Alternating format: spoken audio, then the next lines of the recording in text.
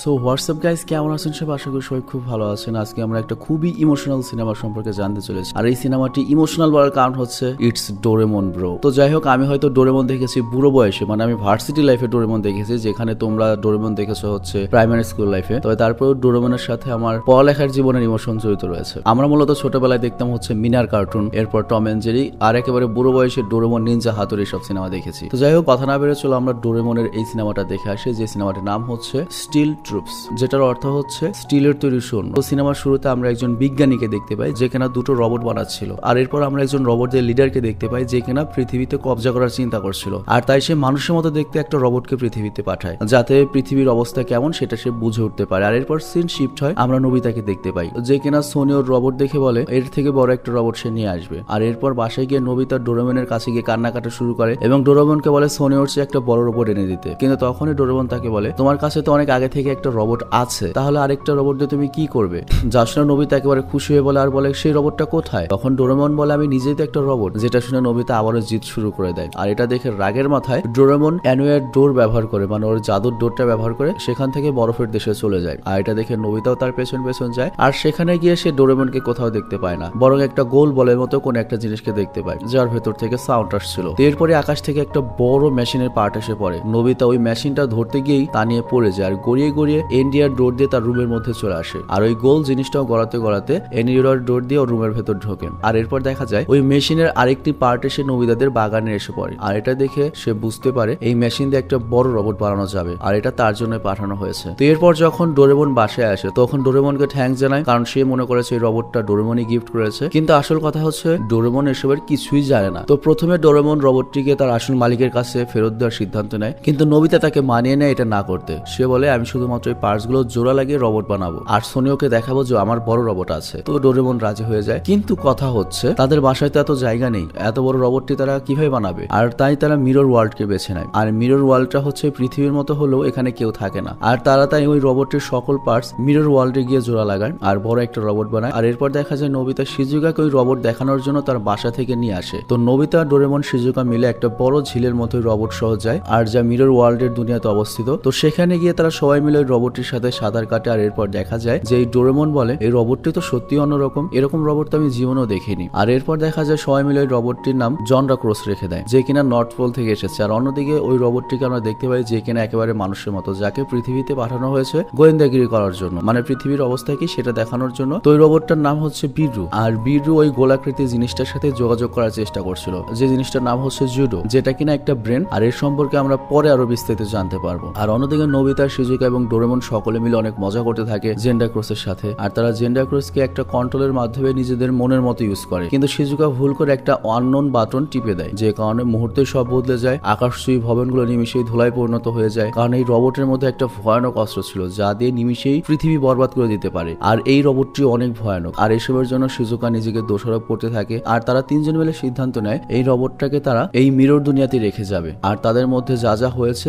এটা কোনোদিনই কেউ জানতে পারবে না। তো এরপর দেখা যায় বিরু নোবিতার শহরে আসে, মানে ওই রোবটটি, আর এক সময় নোবিতার বাসায় চলে আসে। কিন্তু সেভাবে জুডো এখানে থাকতে পারবে না, তাই সে সেখান থেকে চলে আসে। আর পরদিন আমরা নোবিতাকে স্কুলে দেখতে পাই, যাকে কিনা স্যার পানিশমেন্ট দিয়েছিল। আর সে ক্লাসে বসে বাইরের দিকে তাকিয়েছিল, আর তখন অদ্ভুত একটা সুন্দর মেয়েকে নিচে হেঁটে যেতে দেখতে পায়। আর এই মেয়েটি কিন্তু বিরু ছিল, যে কিনা তাকেই খুঁজছিল। আর এরপর স্কুল থেকে বাসায় যাওয়ার সময় সোনিওর রোবট তার ব্যাগ থেকে ছিনিয়ে নেয়, আর ব্যাগের পিছু করতে করতে নোবিতা জিয়ান আর সোনিওর কাছে চলে। আর সেখানে জিয়ান আর সোনিও তাকে বিরক্ত করা শুরু করে দেয়। আর তখন সেখানে বিরু আসে, আর সে জিয়ান এবং সোনিওকে মজা দেখিয়ে নোবিতার সাথে তার বাসায় চলে যায়। আর সেখানে গিয়ে সে জুডোকে খুঁজতে থাকে, কিন্তু প্রথমে নোবিতা রোবটের কথা স্বীকার না করলে পরে সে বিরুকে মিরর ওয়ার্ল্ডে নিয়ে যায়, এবং সেখানে সে জুডোকে দেখে অনেক খুশি হয়। আর তারপর জুডোকে আদেশ দেয় তার মতো চলতে, কিন্তু নোবিতা তাকে বলে কন্ট্রোলার ছাড়া এটা চলে না। যা শুনে সে বলে আমার জুডো এমনিতেই চলতে পারে, তুমি কি ওর ব্রেন লাগাওনি একে বানানোর সময়? এটা শুনে নোবিতা কিছুক্ষণ ভাবার পর বলে সরি, আমি ওই গোল জিনিসটা হারিয়ে ফেলেছি, মানে ওই জুডো যেটা ব্রেন যেটা খুঁজছে। তো এরপর নোবিতা বিরুকে কন্ট্রোলার দেয়, আর সে কন্ট্রোলারের সাহায্যে জুডোকে ব্যবহার করে। কিন্তু নোবিতাকে সে বলে আমি তোমাকে এসবের জন্য ক্ষমা করতে পারি, কিন্তু তোমাকে দুটো কথা রাখতে হবে। প্রথমে তুমি এই ফিশিং পন্ডটা আমাকে দেবে, আর দ্বিতীয়ত আমাদের মধ্যে যা হয়েছে এটা তুমি কাউকেই বলবে না। তো নোবিতা এতে করে রাজি হয়ে যায়। তো এখন ওই গোল বলটি কোথায় গেল? আসলে নোবিতার মা ওটাকে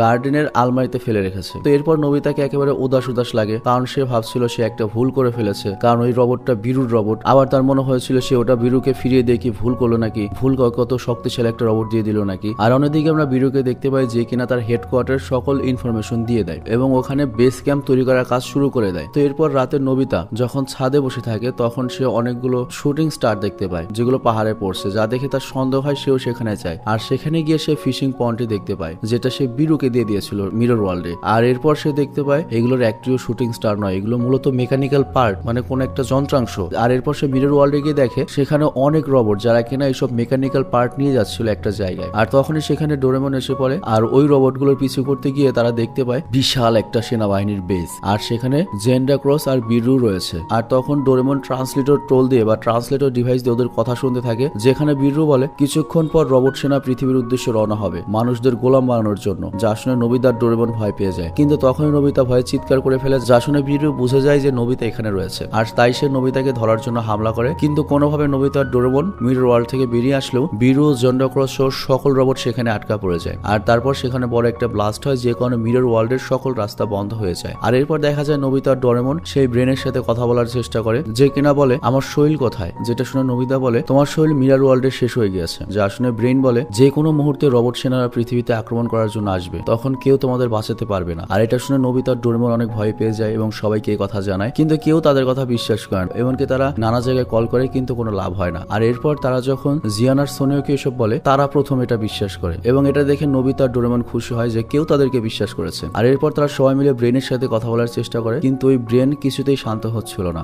আর তাই ডোরেমন তাকে একটা গ্যাজেটের মধ্যে রাখে, কিন্তু কিছুক্ষণ পর তা ব্লাস্ট হয় আর তার মধ্যে থেকে জুডো একটা লিভিং থিংস এর রূপ নিয়ে নেয়, যা দেখতে কিনা অনেক কিউট ছিল। তো নোবিতা তার নাম দেয় হচ্ছে পিপ্পো, কিন্তু পিপ্পো বলে আমাকে এ নামে ডাকবে না, কারণ আমার নাম হচ্ছে জুডো। আর এ বলে সে রেগে যায়। আর আমরা দেখি রাগলে পিপ্পোকে আরো কিউট লাগে, কারণ তার গাল দুটো টমেটোর মতো লাল হয়ে যায়। আর এটাকে তোমরা চিনতে পেরেছো, এটা কিন্তু ওই বিশাল ভয়ঙ্কর রোবটের ব্রেন, যেটা এখন পিপ্পোর রূপ নিয়েছে। যাই হোক, এরপর দেখা যায় সবাই মিলে পিপ্পোকে নিয়ে পাহাড়ে যায়, যেখানে জিয়ান তার বেসুরা গান সবাইকে শোনায়। আর জিয়ানের সেই বিখ্যাত গান মেহু জিয়ান, মানে হিন্দি ভার্সন আমরা দেখেছি। তো এটা শুনে রেগে যায় পিপ্পো এবং বলে এরকম বেসুরা গান আমি জীবনেও শুনিনি। আর তারপর সে নিজের কণ্ঠে একটা গান শোনায় সবাইকে, আর পিপ্পোর গান সবাইকে মুগ্ধ করে। আর এরপরে পিপ্পো তার অতীত সম্পর্কে বলে যে মেকাটোপিয়া নামে যে গ্রহ রয়েছে সেখানে লিভার রোবটদের গান গাওয়ার কোনো অনুমতি ছিল না, শুধুমাত্র শাহী রোবটরাই গান গাইতে পারতো। আর এখানে আমরা পিপ্পোর কল্পনায় দেখতে পাই একদিন পিপ্পো যখন গান গাইছিল তখন তাকে একটা লেবার রোবট এসে নষ্ট করে দেয়। লেবার রোবট মানে হচ্ছে কর্মী রোবট আর কি। আর ও যেহেতু কর্মী রোবট ছিল, এই জন্য ওর গান গাওয়া নিষেধ। আর তখন থেকে ওই পিপ্পোর মানুষদের প্রতি একটা ফিলিংস কাজ করতে শুরু করে,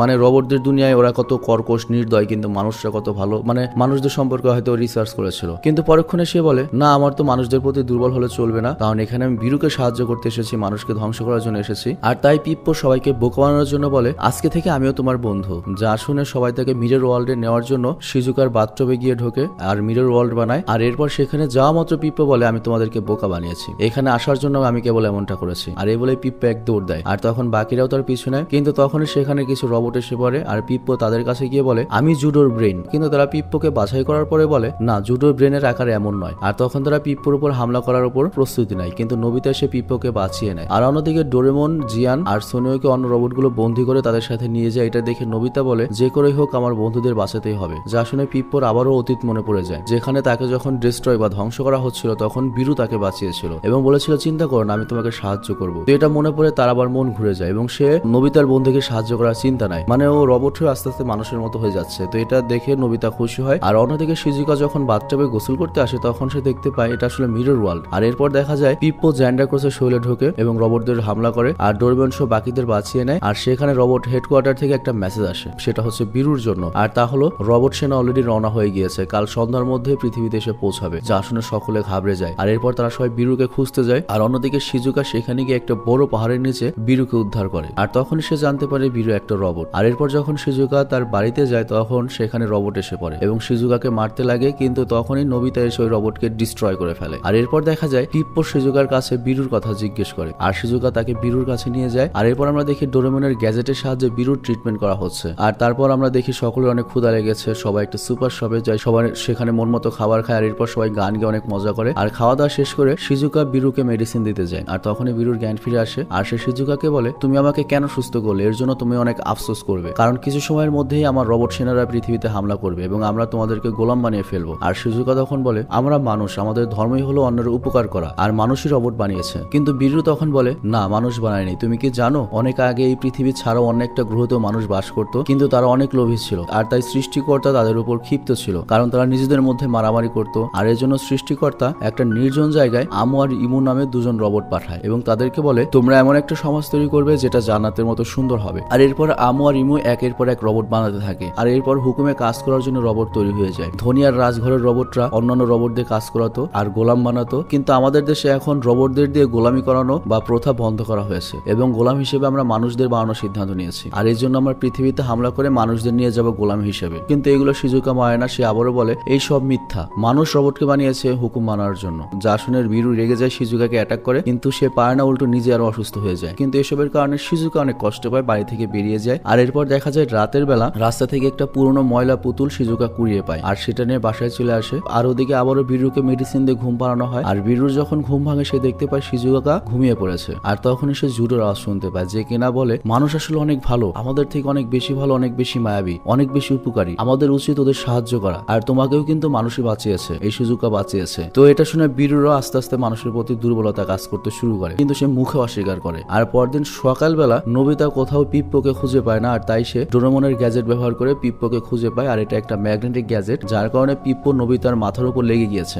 আর 10 ঘন্টার আগে এই গ্যাজেটের পাওয়ার শেষ হবে না। তো এভাবে পিপ্পোকে নোবিতার মাথার উপরে বসে থাকতে হবে। তো এরপর দেখা যায় তারা সবাই মিলে প্ল্যান করে কিভাবে রোবট সেনাকে মিরর ওয়ার্ল্ডের ওই বড় ঝিলের মাধ্যমে নিয়ে যাওয়ার ব্যবস্থা করা যায়, যাতে পৃথিবীর কোনো ক্ষতি না হয়। কিন্তু তারা এইসব প্ল্যান পিপ্পোকে জানায় না। আর এরপর ডোরেমন শিজুকার হাতে একটা ঘুমের ওষুধের বক্স দেয় এবং বলে বিরুকে খাওয়াতে, কারণ সে জেগে গেলে অনেক বড় সমস্যা হতে পারে। আর এরপর আমরা দেখতে পাই ওরা সবাই মিলে রোবট সেনার সাথে লড়াই করার প্রস্তুতি গ্রহণ করে। নোবিতা ডোরেমন পিপ্পোর মাধ্যমে রোবট সেনাদের ঝিল থেকে সিগন্যাল পাঠায় যাতে তার এই মিরর ওয়ার্ল্ড ওরা আসে। আর ডোরেমন আগে থেকে এই ঝিলকে মিরর ওয়ার্ল্ড বানিয়ে রেখেছে গ্যাজেটের মাধ্যমে। তো এরপর দেখা যায় পিপ্পো নোবিতাকে ব্যঙ্গ করতে থাকে আর বলতে থাকে তুমি একটা ভীতু, যার কারণে নোবিতা অনেক রেগে যায়। আর দেখা যায় পিপ্পোর মাথায় একটা ফুল পড়ে আর তখনই সে ভয় চিৎকার শুরু করে দেয়। তো এটা দেখে নোবিতা বলে তুমি আরো বড় ভীতু, আর ওকে নিয়ে মজা করতে থাকে। যা দেখো কান্না করে দেয়। আর তখন নোবিতা তাকে বলে আমি চাই না তোমার সাথে লড়াই করতে, আমি তোমাকে অনেক ভালোবেসে ফেলেছি। এটা শুনে পিপ্পোর কান্না চলে আসে এবং বলে আমিও তোমার সাথে লড়াই করতে চাই না। আর আমি বিরুকেও অনেকবার এটা বোঝানোর চেষ্টা করেছি যে মানুষ অনেক ভালো, কিন্তু আমার কথাও শোনেনি। তো এরপর নোবিতা বলে বিরু কি তোমার মনের কথা শুনতে পারে? তখন পিপ্পো বলে হ্যাঁ, কারণ আমার শরীরে বিরুর একটা অংশ রয়েছে, কারণ আমাকে যখন ডিস্ট্রয় করা হয়েছিল ওর শরীরের একটা অংশ দিয়ে আমাকে ও ঠিক করেছিল। আর এরপর দেখা যায় রোবট সেনা এখানে এসেই পড়েছে। ফাইনালি তারা হামলা শুরু করে দেয়, কিন্তু অনেকদিন হামলা করার পরও তারা কোনো মানুষ খুঁজে পায় না। আর তাই হামলা বন্ধ করে দেয়। আর এরপর দেখা যায় শিজুকা সবাইকে বলে বিরুকে কোথাও খুঁজে পাওয়া যাচ্ছে না। আসলে শিজুকা বিরুকে যে ঘুমের ওষুধ দিয়েছিল সেটা সে খায়নি, বরং ফেলে দিয়েছে। আর এরপর দেখা যায় সবাই মিলে যখন বিরুকে খুঁজতে থাকে তখন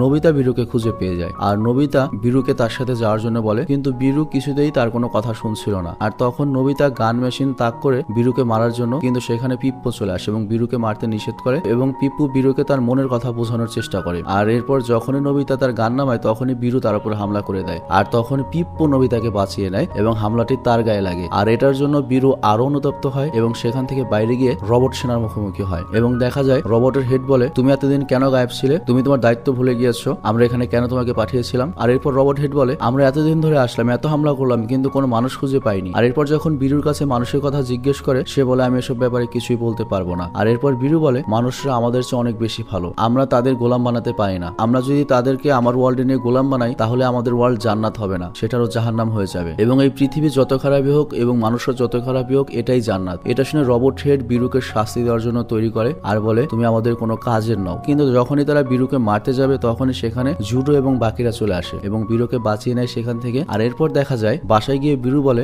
আমাকে কোথাও লুকিয়ে দাও, যা শুনে ডোরেমন তাকে স্মল লাইট দিয়ে ছোট করে খাঁচে আটকে রাখে। আর শিজুকাকেও সেখানে রেখে যায় এবং যাওয়ার আগে ডোরেমন আরেকটি পকেট শিজুকাকে দিয়ে যায়। আর এরপর তারা অ্যানিয়ার ডোর দিয়ে ঝিলের কাছে যায়, যেখানে পিপেপো নোবিতার হয়ে লড়াই করবে। আর এরপর বিরু বলে আমি যদি পারতাম প্রফেসরের সাথে সবকিছু শেয়ার করতে, যা শুনে শিজুকার মাথায় একটা বুদ্ধি চলে আসে। করে কি বিরুকে বড় বানিয়ে ফেলে এবং টাইম মেশিন দিয়ে 30,000 বছর পুরনো সেই মেকাটোপিয়া গ্রহে যায়। আর সেখানে যে সেই সময় যায় যখন প্রফেসর এখনো কোনো রোবট তৈরি করেনি। আর প্রফেসরকে গিয়ে বিরু সব খুলে বলে যে আপনি যে রোবটগুলো তৈরি করেছিলেন 30,000 বছর পরে গিয়ে সেই রোবটগুলো মানুষের পৃথিবীতে গিয়ে আক্রমণ করেছে এবং সেখানে তাদের গোলাম বানাতে গিয়েছে। এবং এটা শুনে প্রফেসর বলে মানুষে মানুষে হানাহানি করতে বলে আমি রোবট তৈরি করেছিলাম একটা সুন্দর জান্নাতের জন্য, কিন্তু আমার তৈরি রোবট এরকম করবে আমি ভাবতে পাইনি। আমার উচিত ছিল রোবটগুলোকে আরো নরম দিলের বানানোর, তাহলে আমি আমার রোবটগুলোকে আরো নরম দিল দিয়ে বানাই। তো ব্যাপারটা তোমাকে বুঝিয়ে বলছি, 30,000 বছর কিন্তু আগে চলে গিয়েছে যখন এই রোবটগুলো কোনো কিছুই তৈরি হয়নি। তো এখন যদি সে তার ওই রোবটগুলোকে নরম দিল দিয়ে বানায় তাহলে 30,000 বছর পরে যে রোবটগুলো রয়েছে এগুলো কিন্তু সব গায়েব হয়ে যাবে আর অন্য রোবট চলে আসবে। তো এটা শুনে শিজুকা বলে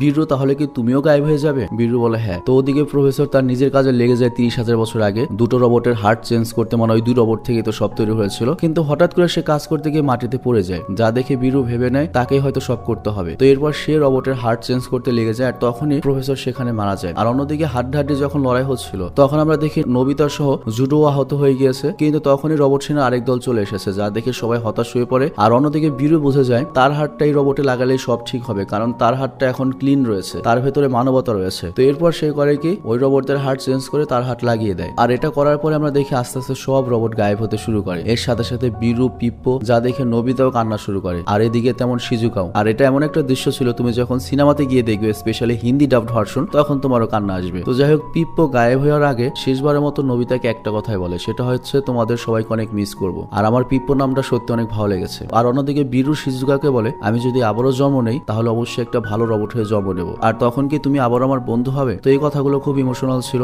আর এরপর অনেকদিন চলে যায়। নোবিতা একদিন তার ক্লাসরুমে বসেছিল, আর তখন ডোরেমন তার কাছে আসে এবং বলে পিপ্পো আর বীরুর কি আবার পুনর্জন্ম হওয়া পসিবল। যা শুনে ডোরেমন বলে এটা সম্ভব, এবং পিপ্পো আর বুড়ো তো অলরেডি আছে, কারণ 30,000 বছর আগে যে চেঞ্জটা করে দিয়ে এসেছে তার ফলে ওই রোবটগুলো ঠিকই তৈরি হবে, কিন্তু রোবটের ভেতরে এখন হার্টগুলো হবে মানবিক, ওরা কোনো আক্রমণ করবে না, খারাপ কিছু করবে না। আর আমরা অলরেডি আকাশ ঘোরার সিদ্ধান্ত নিয়েছি, ওদেরকে আমরা খুঁজতে যাব। কিন্তু তখনই পিপ্পোর গানটা আকাশে ভেসে ওঠে, আর নোবিতা আকাশের মধ্যে আবছা ছায়া দেখতে পায়, যে কিনা তার সঙ্গী নিয়ে খেলছিল। তো নোবিতা বুঝে যায় বীরু আর পিপ্পোর দ্বিতীয় জন্ম হয়ে গিয়েছে এবং তারা এখন অনেক ভালো এবং মানবিক। আর এটা দেখে তারা অনেক খুশি হয়। আর সিনেমাটি এখানে শেষ হয়ে যায়। তো যাই হোক, আমি যেহেতু সিনেমাটি দেখিনি, আমাদের একটা ফ্যান এই সিনেমাটির এক্সপ্লেন আমাদের করতে বলেছিলেন স্ক্রিপ্টের মাধ্যমে। তো এই জন্য যেটা হয়েছে, হয়তো আমরা সিনেমাটা অ্যাকচুয়ালি এক্সপ্লেন করতে পারি না তো ভালোভাবে। আর এর জরিমানা স্বরূপ এই সিনেমাটি ডাউনলোড লিঙ্ক আমি দিয়ে দিয়েছি ডিসক্রিপশন এবং পিন কমেন্টে। আর সিনেমাটি কিভাবে ডাউনলোড করবে সেটারও কিন্তু টিউটোরিয়াল দিয়ে দিয়েছি, তুমি টিউটোরিয়াল দেখে সিনেমাটি ডাউনলোড করে তারপর দেখতে পারবে।